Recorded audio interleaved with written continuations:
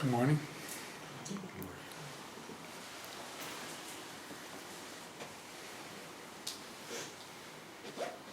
I'd like to continue with exploring the practice of spaciousness or space with you. I began with this exploration last time, and then while the talk was unfolding, I had this sense of like, well, there's more, so maybe this can turn into a kind of mini-series on space and spaciousness.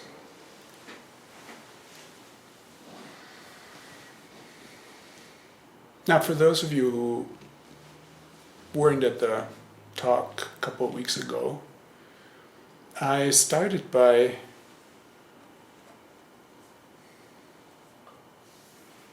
recalling how I was introduced to this shifting view from space separates to space connects. And my sense is that our culture, and therefore the way we are acculturated, the culture emphasizes that the world is a constellation of objects, and space is what is in between those objects. And this space separates the objects. Again, it's like, it may not be a conscious view we hold, but I think it's a view that we operate within.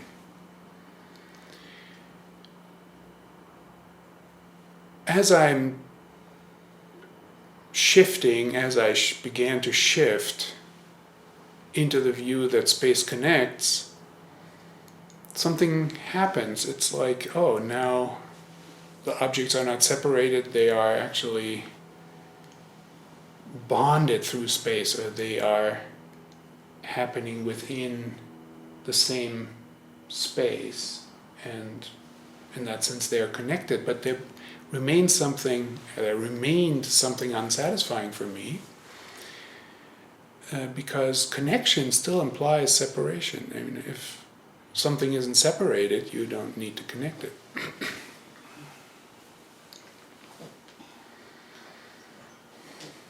So then I started to experiment with letting space flow around and envelop whatever object I was practicing with, or person. Object of perception, I want to say, right? And then space can make this shared bubble, like you're in a shared bubble with a tree, or you're in a shared bubble with a person you're speaking with, or with your cat or dog. And what I want to emphasize about this bubble image is that I and you, I and the object of perception, we arise together within that shared space. It's not like I'm here and then something appears in my space. It's like there's this bubble and we appear together in it. This is a different feeling. Now, I'm talking you into this sort of, but you, of course, need to experiment with it yourself. And as we experiment with something like this, we find how actually, I'm not making a judgment about what's happening for you, about how rigid such views can be. It's not so easy to overcome the view that space separates. And then, as a next step, I think I said that there are another two dimensions that are dissatisfying. One is that the bubble is another boundary. So now the bubble is separated from a larger space that surrounds the bubble. So what is it like to dissolve that boundary? Well, what happens is that then you're not just together with this one person, this one object. Now the space becomes infinitely inclusive. You appear together with everything. This is almost, impossible to hold, right? This is like, you have to let go of a lot. It's like there is now no, the definition of the situation slips away. Everything is included. The other thing that I think is still not quite satisfying when you have this bubble image and the emergence of something in it is that space is still kind of surrounding the objects. And then we explored, 2 weeks ago, we explored what it's like to let space penetrate. That objects are actually not happening in space, they are penetrated by space. You could maybe also try the idea that objects emerge from space. So they never stop being space.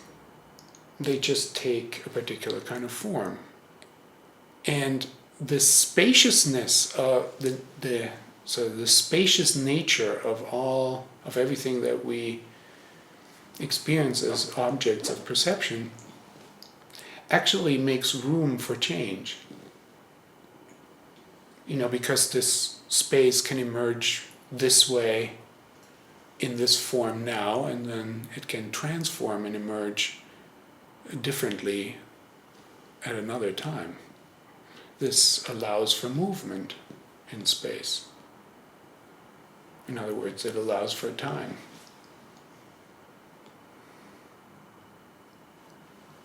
Time is space changing.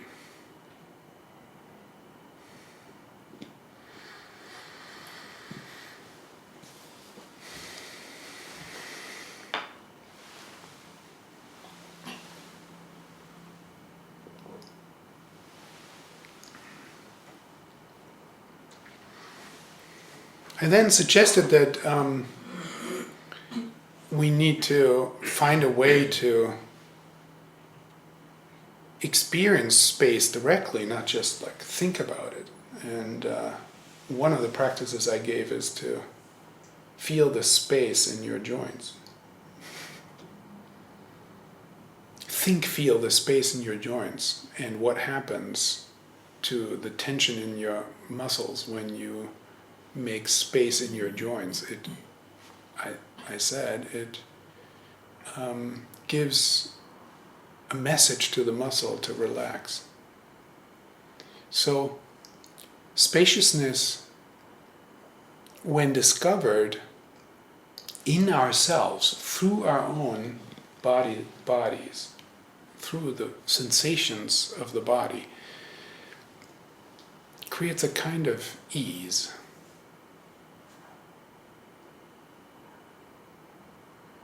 What is ease? It's like you allow yourself to be space.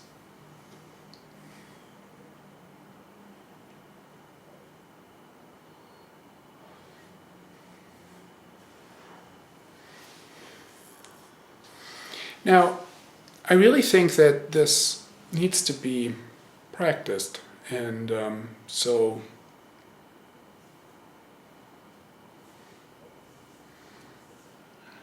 let me spell it out, kind of a step by step spelling out. And I think we can practice with objects. Yeah, you just devote a little bit of time here and there to do this, what I'm about to say. You can practice with objects. You can practice with the body, your own body, and you can practice with breath. So let's start with an object. Now you can pick anything really. you're looking at me or you're looking at the scene. It's like the screen, and so notice, I've said this many times, notice that your vision can be focused or unfocused. When vision is unfocused, spread out, widened, when the gaze is widened, I often say, you look at everything or the whole scene and nothing in particular. This maybe takes some exploration for some of you if you're not used to it. My observation is that our culture talks about focus, focus, focus, focus, be focused, do this, be focused. You don't go to school and somebody says, just, look at nothing in particular. That'd be a good thing to do.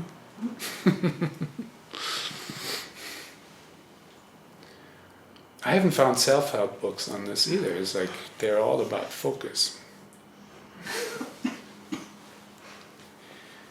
Because focus is supposed to be is productive, right? Like this field-like vision is unproductive, and it is. In the koans, it's called lazy,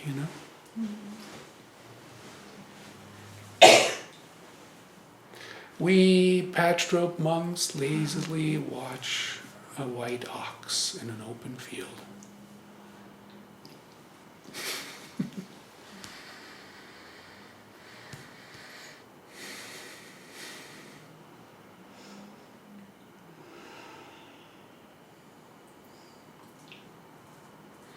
Now, you focus, and when you focus, you can notice that your vision is actually piecing the object together through noticing its parts.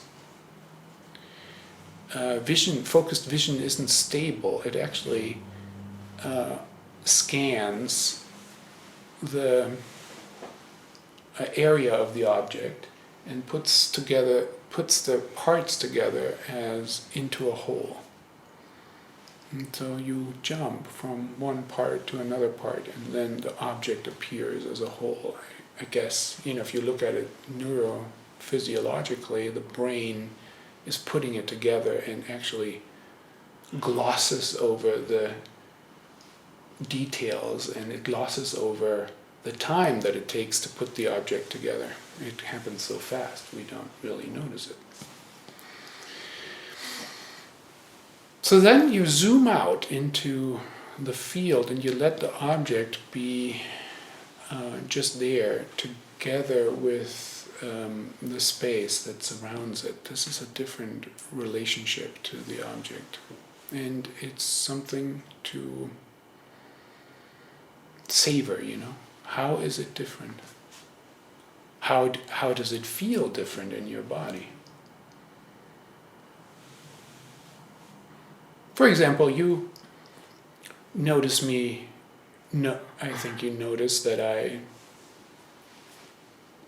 allow these pauses to come into my talk, right? In these pauses, I'm doing something like, I'm going to a field like mind, where nothing in particular happens. And then from there, I let something come. If I don't do this, if I jump from focus to focus to focus, I feel like my speech is kind of driven. And then it loses openness, and the openness comes actually from a kind of a feeling of resting in the possibility of nothing happening. If nothing comes, then it's over. And that's okay.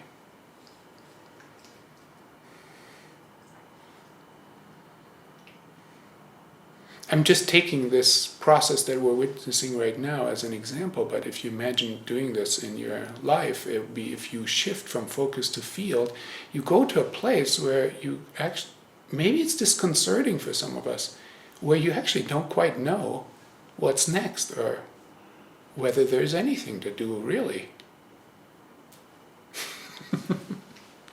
For example, if you're in a profession where you see one client after another, let's say you're a therapist or a medical professional, or you see, clients, like you're a counselor, an advisor of sorts, and there's one person after another. I think it's important to go between those people, to go to a place of nothing in particular. Just you clear the slate. Otherwise, you're not really open for the next person.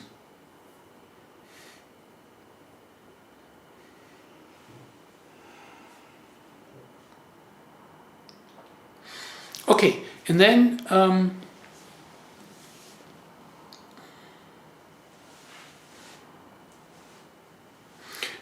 so if you're doing this to a certain degree right now, and you go to the field and you look at everything and the object just placed in a space, really. It's not like you're not seeing the object, you're just seeing it not in a particularly delineated fashion. Where does the space of the object begin and where does it end?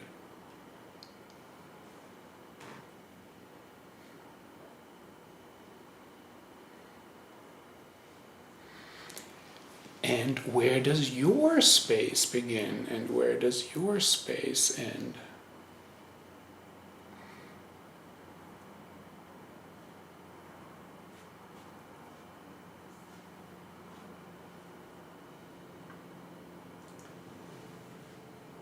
And I think what we find, and this is just another way of what I've pointed out more abstractly before, is like the space, what we might call the space of the object and the space that I'm in, they kind of merge or they interpenetrate. It's not, the space is not separate. It flows around both the object and the perceiving self.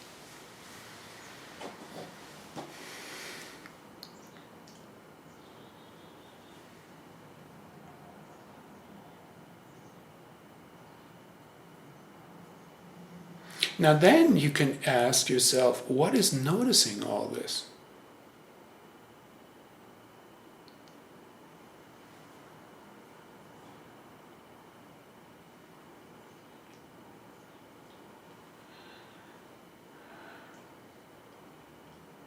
Now you could have words that are ready at hand to answer that question, one word that we're familiar with is, you could say, awareness is noticing all this. The mind is noticing all this. But I want to encourage you to refrain from naming, giving a verbal answer to the question. It's like by just holding the question, what is noticing all this? You are noticing the noticing. It's hard to, like, now we're at the kind of the heart of the matter. It's like, there's not much we can say about this, but there is an awareness, a presence that is noticing all this. Noticing the object, noticing the space, noticing what we call the self, making these delineations, dissolving these delineations. This is all happening in what space, in what noticing space.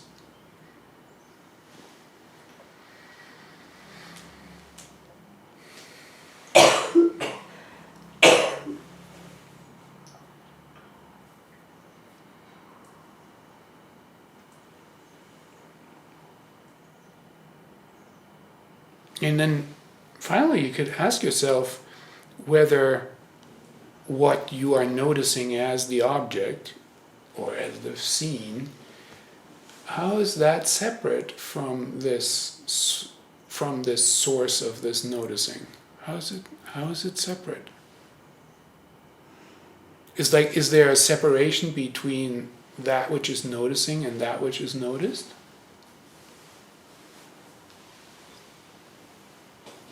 We're very used to making that distinction. We're very used to it because that which is noticing, that's the self.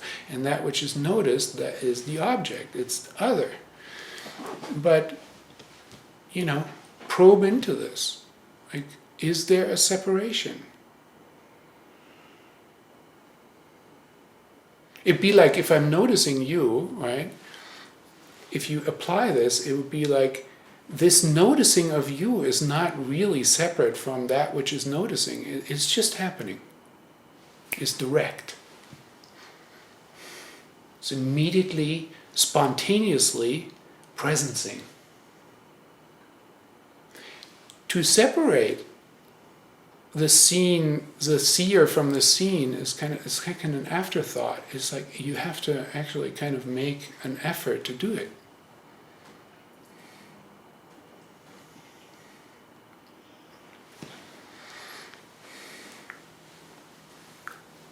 Now, if we bring this similarly structured process to the body, I've mentioned in the previous talk the body scan, which is a very common mindfulness practice that most of you will have heard about.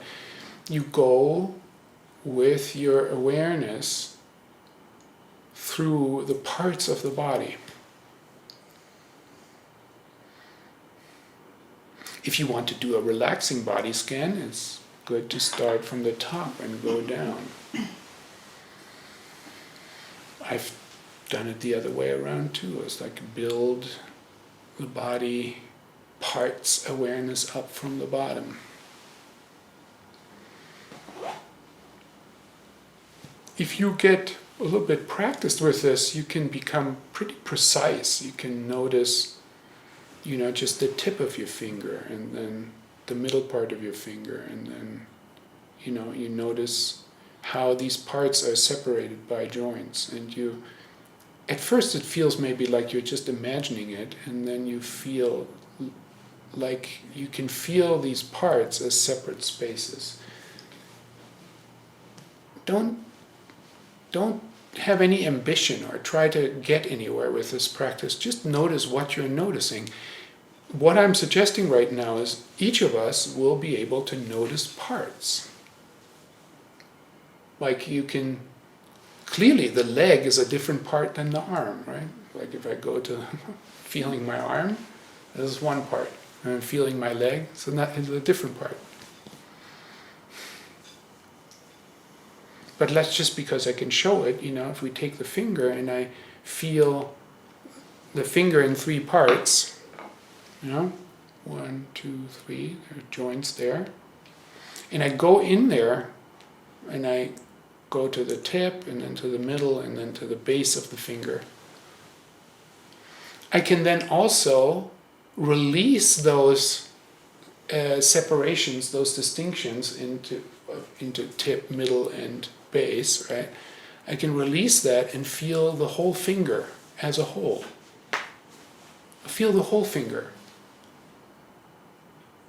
This is like making these boundaries that were there, making them transparent. It's like you make it into one space, not into three. You make three spaces into one space.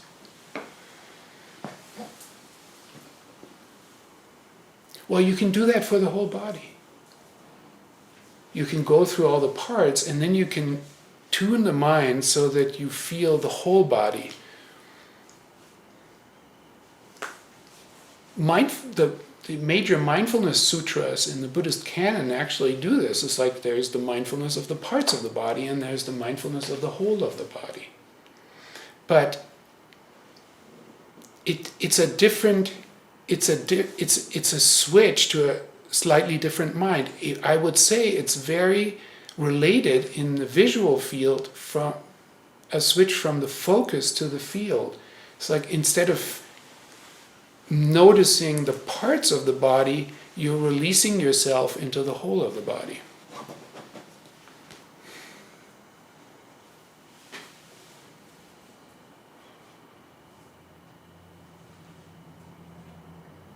And then what stops you from releasing yourself into more than the body? Just noticing a field that's larger than the body.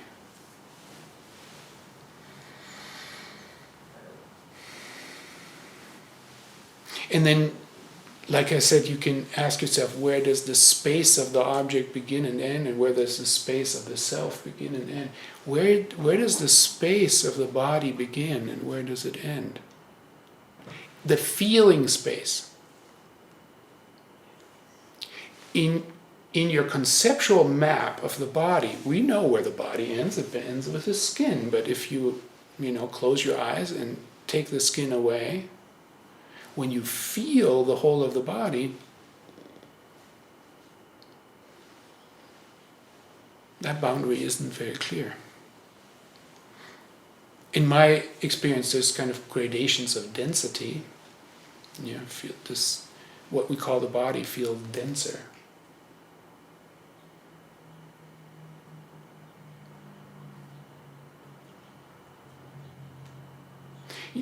And then you could say,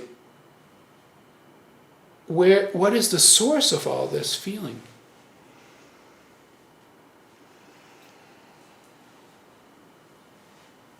Just like we said, what is the source of all this noticing? What is the source of all this feeling?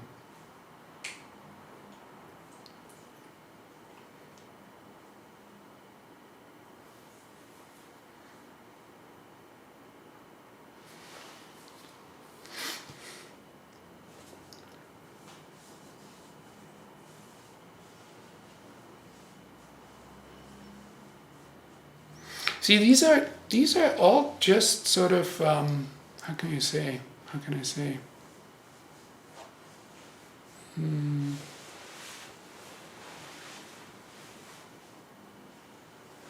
Conceptually, maybe all of this is sort of strange or something, but in your actual experience, if you can merge, in an Excel sheet, you can merge the cells.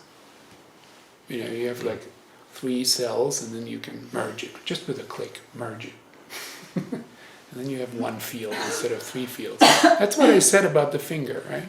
So then you merge the whole spreadsheet. It's just one. It's the whole of the body, right? But then, why would we not merge with all of space? Like this is just one other click.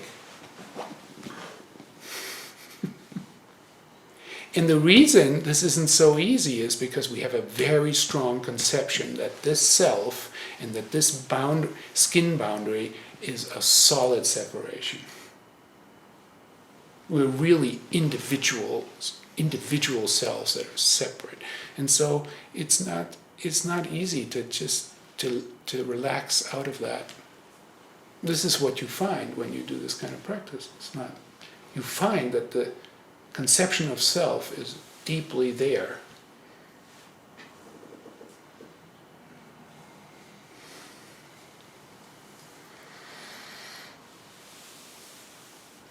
The conception of the tip of your finger as separate is not so strong. It's like, that's not so important. You can kind of like dissolve that boundary and that's fine.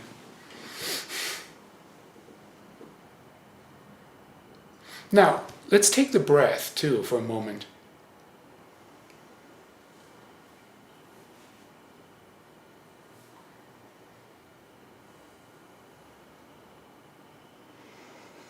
There is a focused breath attention which notices the breath in a particular location. You notice it in the abdomen, expanding, contracting. Maybe you notice it at the nostrils. You notice the filling of the lung. But now if you relax out of this particular focus into the field, I find this a particularly satisfying practice. You can have the sense that that it's not the nose that is taking in the air. This may be factually true, that the air enters through the nose. But what you feel in your body of the breath, there can be a feeling that the breath comes in from all sides. You can try this right now.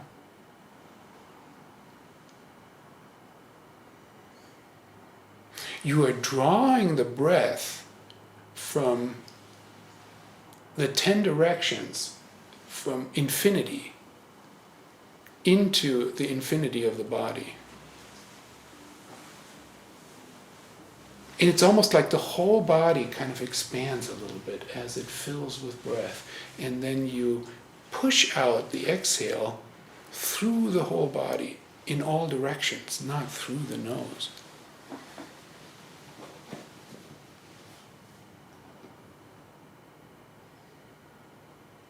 This is not fantasy. It's already an experience for you. If it's not, it's like, this is not fantasy. This really feels different. Like you're like a jellyfish.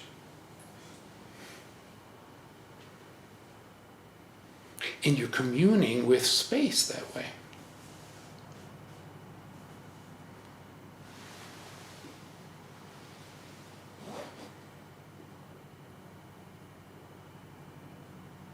Suzuki Roshi in Zen Mind, Beginner's Mind, famously says that the self is nothing but a swinging door when he describes his breath practice, right? The self is nothing but a swinging door.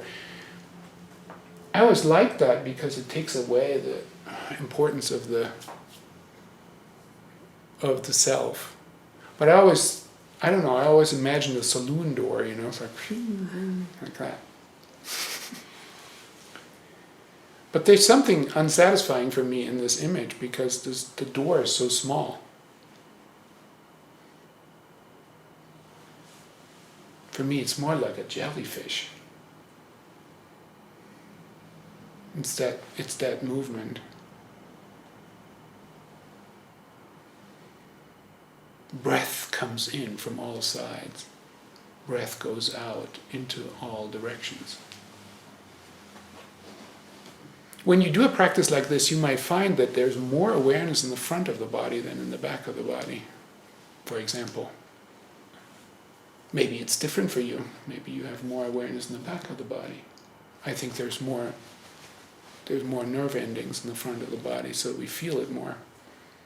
But you can relax this distinction as if, one side is more important than the other, and just feel it on all sides, more kind of like actively creating this feeling of the 10 directions.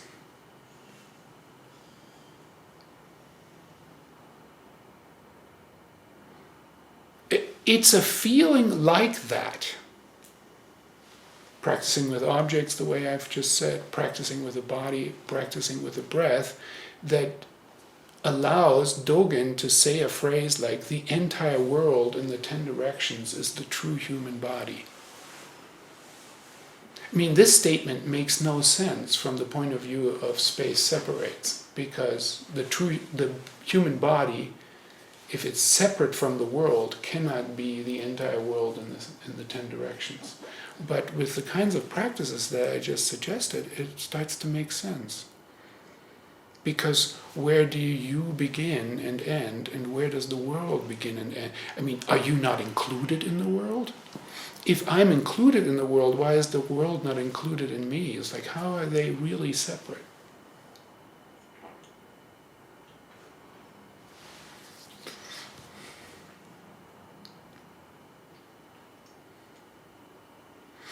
Now, I also said a couple of weeks ago that all this really doesn't make sense unless we understand Buddhism as a transformative practice that goes in the direction of liberation from suffering, wisdom and compassion.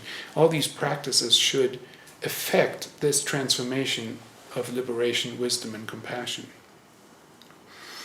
And we could say that the vision of Buddhism is that these practices enable us to respond to circumstances freely and appropriately without grasping on to particular fixities or resisting particular fixities when these fixities are already delusions. Nothing is fixed. Not really. We think of it as fixed and then we attach ourselves or resist it.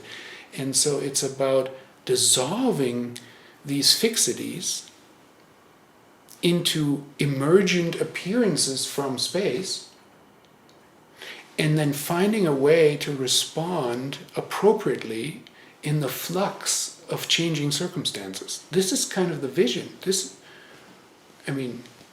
If you don't want that, then I think maybe you should do something else. But this, this is the idea.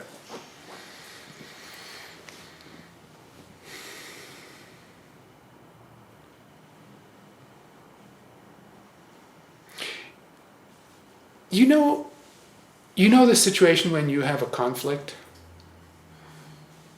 with someone. Like you have a conflict with someone, right? Or, and I'm using conflict in a very wide sense, or you have a conflict with something that happened. You have a conflict with an event. You have a sense that it shouldn't have happened. And it shouldn't have happened to you. Yeah, something like that. So this is pretty. This I'm saying in a very general way what the problem of our life is.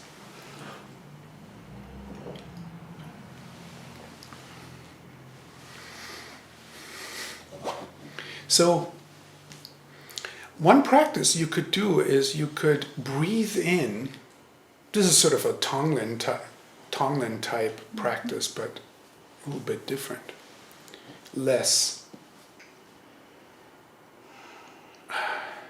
In Tonglen, I think you give compassion and you give space and you give peace or something. This is always a little bit too much for me. It's like when people send love or they send, it's like, don't send anything. Anyway, that's just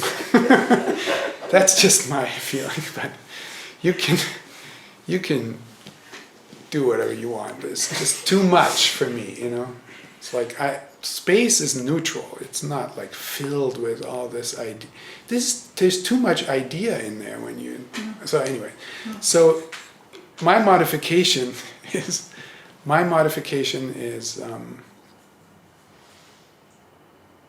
You breathe in the problem.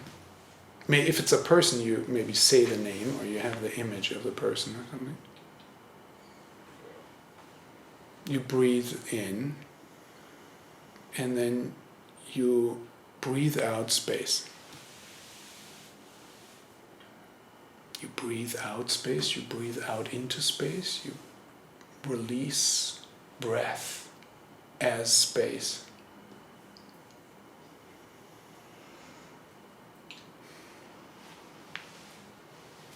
And it dissolves the person into space.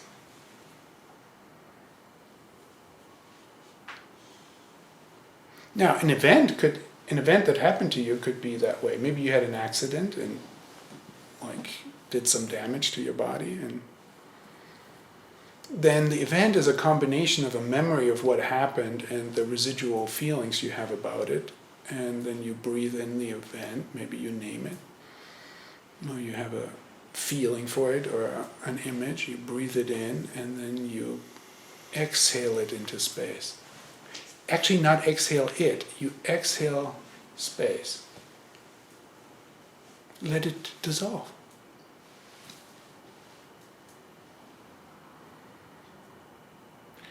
Now, I want to caution something here. If this is a trauma,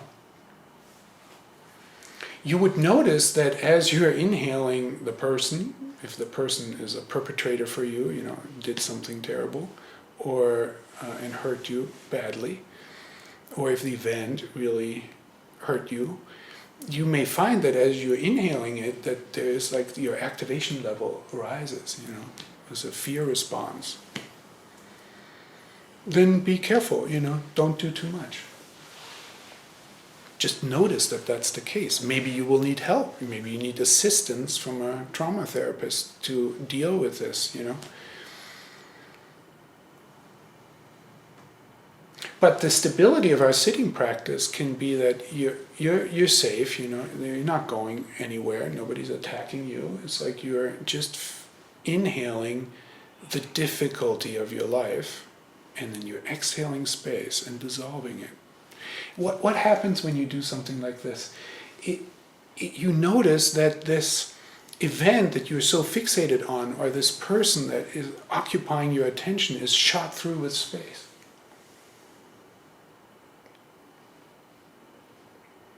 To discover the spaciousness of an event or the spaciousness of a person, that they are also emergent from space, is like, it takes the realness out of it. This isn't to deny anything or something. This is just to find more spaciousness in a situation and to find more freedom to respond, rather than to be, what I just said, related to the idea of a fixity. Oh, this should have never happened, or, I wish this person didn't exist.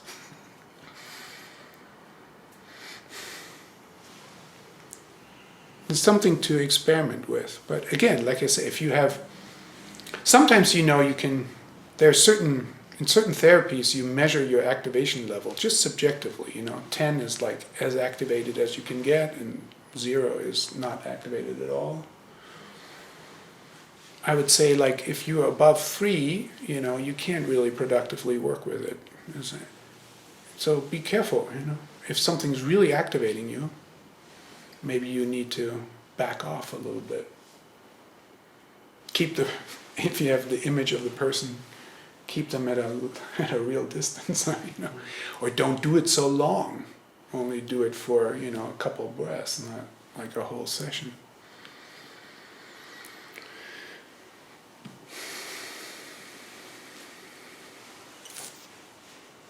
But anyway, I think this is worth it, to find your own direct experience of how something is fixed and seems solid and real with the inhale, and then with the exhale, you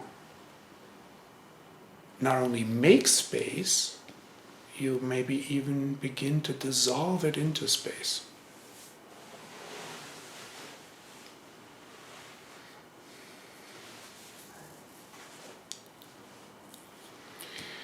Now, I want to mention one last thing. I was introduced to this phrase, space connects, as opposed to space separates. Another phrase I picked up, again, I'm not very good at knowing where stuff comes from. Maybe I heard it from David Loy. He says something like this, but he's a local Buddhist teacher, Zen teacher.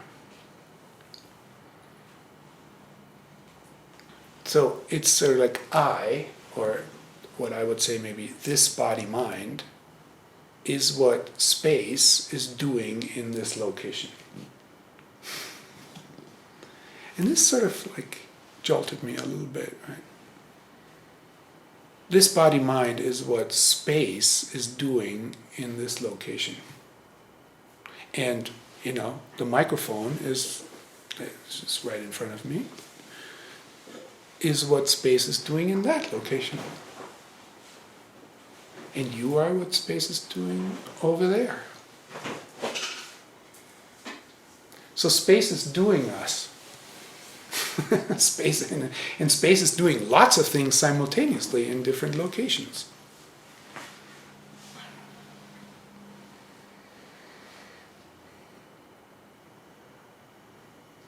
And what is happening in this view that is really quite different from our usual view, right? Our usual view is that I'm doing things.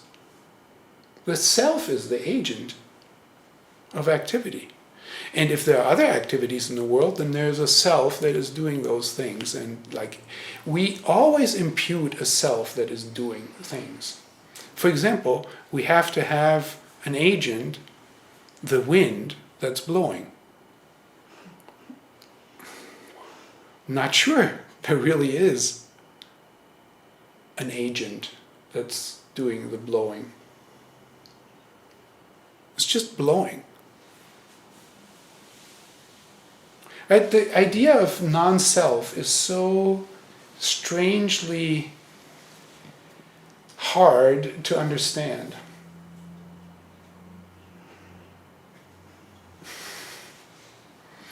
But it's like, one image is like you have a pipe, maybe a bamboo shoot, and the wind is blowing, and the bamboo tube makes a sound.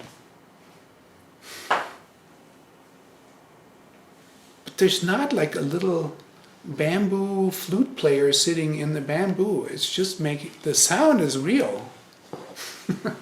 But there's nobody doing anything.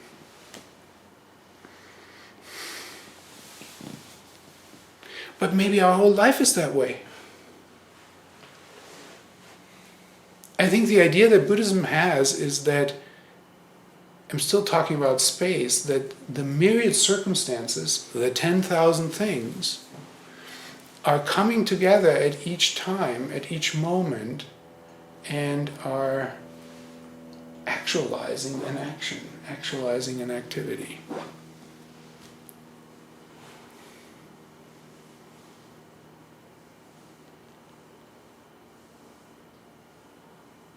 So I think it's actually a useful intermediary step if you walk through the world and you get this. It requires that you already have a familiarity with the practices I've mentioned. Is like you widen out the field, the boundarylessness of the field, the non-separation, the undivided quality of the field, and then you feel like you are being done by space. Space is doing something here in this location. It feels lighter. I don't know why. It's a big relief for me. Like, I don't know, there's something like, I'm not sort of in this confined thing and I'm struggling to do my life. It's like, I'm being lived by an infinitely large field. Okay.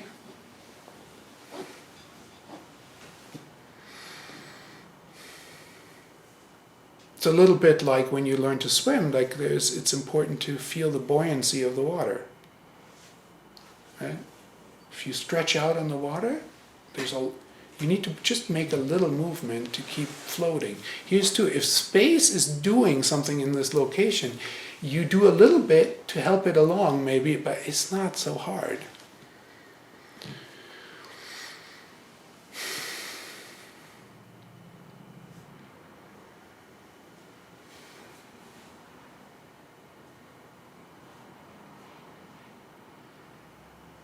And then give up that idea too, that space is an agent.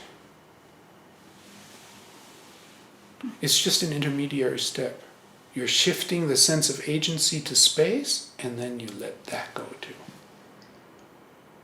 Nobody's doing anything.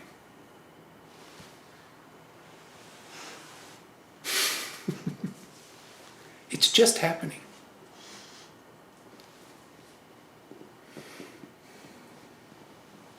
When you make space into an agent, then you have God, basically.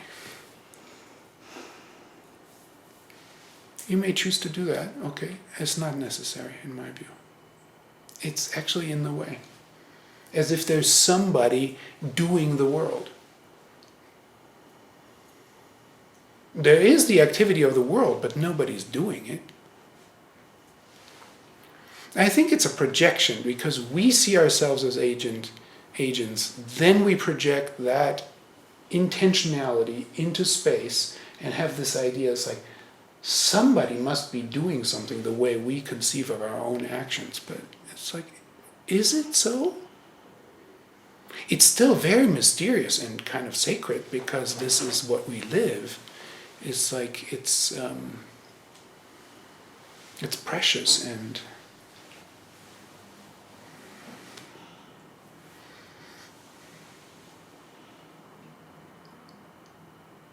so there's spaciousness, and moment after moment it resolves into function. It resolves into function, into a next step in all these different locations.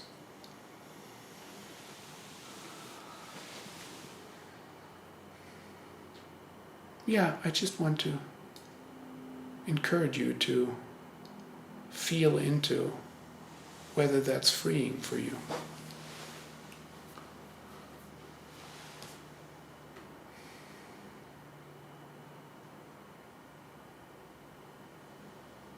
Thank you.